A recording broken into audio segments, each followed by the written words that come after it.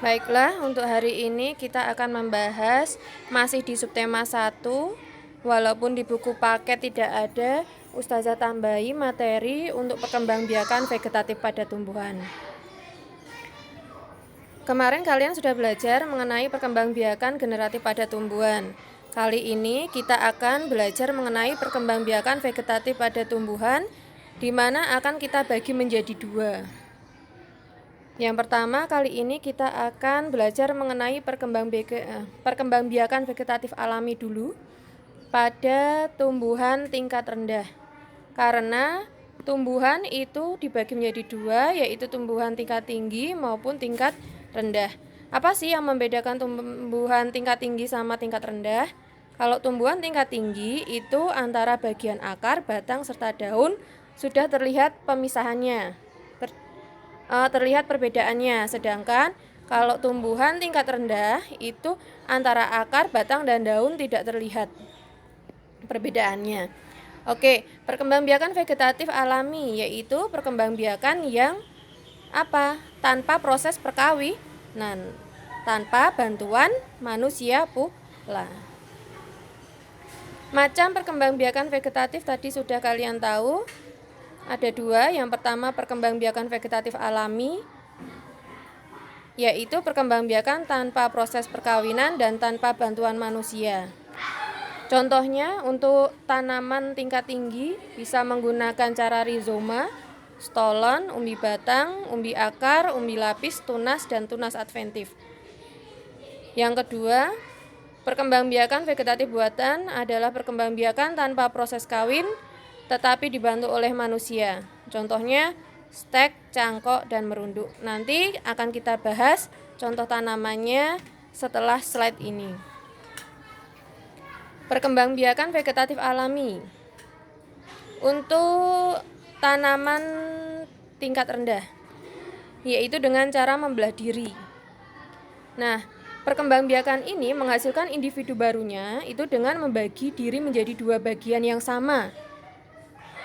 Tadinya itu di dalam satu tanaman itu hanya memiliki 1 sel. Karena ingin memperbanyak, maka selnya itu akan dibagi menjadi 2 sama rata. Dan besarnya pun nanti akan sama. Contohnya perkembangbiakan membelah diri itu terdapat pada ganggang hijau dan ganggang biru. Ilustrasinya seperti ini, diperhatikan. Ini ada misalkan ganggang hijau. 1 induk ganggang hijau akan menghasilkan individu baru dengan cara memulai membelahnya. Kalian perhatikan inti bagian tengahnya itu mulai akan membelah, melebar. Nah, lama-kelamaan akan terpecah menjadi 2 sama besar intinya. Dan akhirnya membentuk 2 individu baru dari ganggang hijau tadi. Selanjutnya, perkembangbiakan vegetatif alami membentuk tunas. Pada tanaman tingkat rendah, selain menggunakan cara perkembangbiakan membelah diri, juga dapat menggunakan cara membentuk tunas. Terbentuknya tunas ini berasal dari awalnya penonjolan dari bagian tubuh induknya. Kemudian, lama-kelamaan dengan beriringnya waktu akan lepas dari induknya. Contohnya ragi, Saccharomyces cerevisiae. Ilustrasinya bisa kalian lihat. Misalkan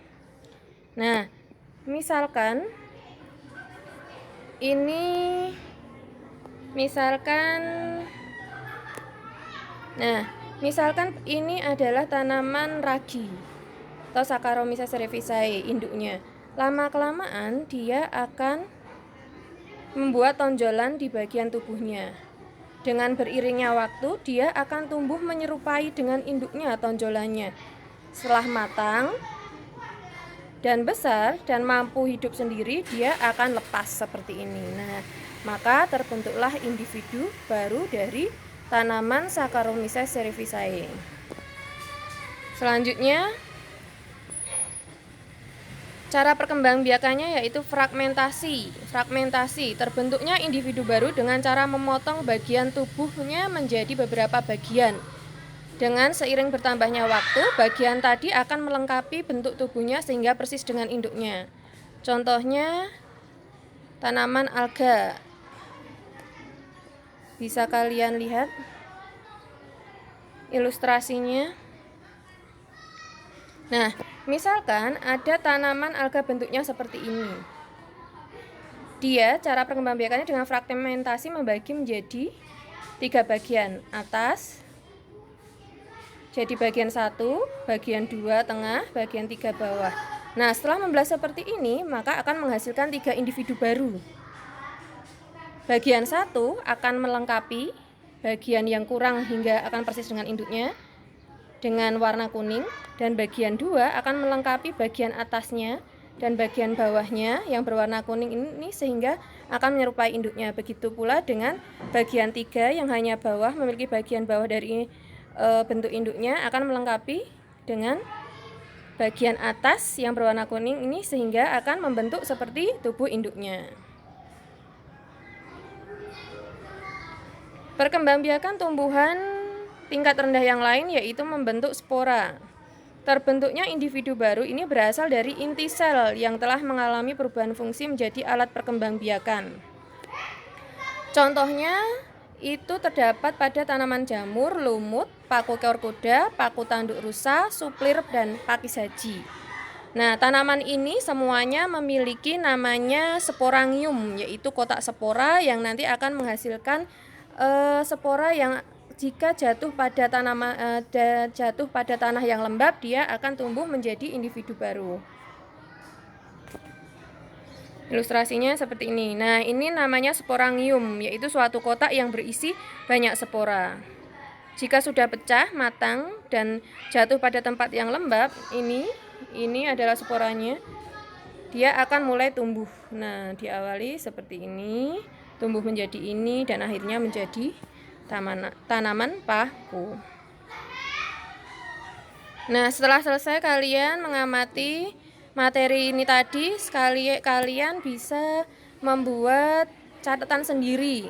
Boleh menggunakan peta konsep atau dengan catatan yang kalian bisa mengenai perkembangbiakan vegetatif alami pada tumbuhan, khususnya pada tanaman tingkat rendah. Dan carilah gambar paku ekor kuda itu yang bagaimana, paku tanduk rusa, suplir, dan pakis haji, dan lumut, kemudian amati saja.